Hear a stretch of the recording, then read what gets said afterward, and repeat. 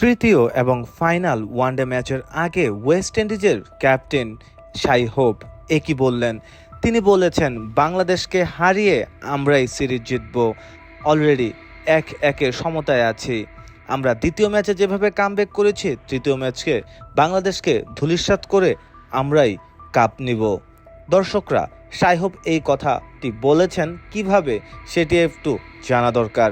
কেননা বাংলাদেশি ফিল্ডারদের যে অবস্থা ছিল, দুটি ক্যাচ মিস করেছে সোহান এবং মিরাজ, যেই ক্যাচ মিসের মাসুল কিন্তু বাংলাদেশকে দ্বিতীয় ম্যাচটি হেরে দিতে হয়েছে। শাই হোপ বলেছেন, বাংলাদেশের বোলিং লাইন আপটাই একটু ভালো, কিন্তু ব্যাটিংয়ে কিন্তু আমরা তাদেরকে সবসময় পরাস্ত করেছি।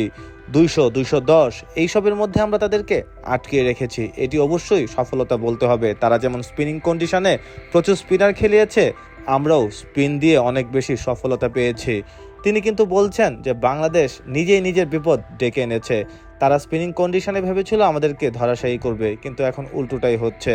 দর্শক, আপনি কি মনে করেন যে শাই হোপ ঠিক কথা বলেছেন? সময় দেখা যাবে বাংলাদেশ সিরিজ জিতে নাকি ওয়েস্ট ইন্ডিজ।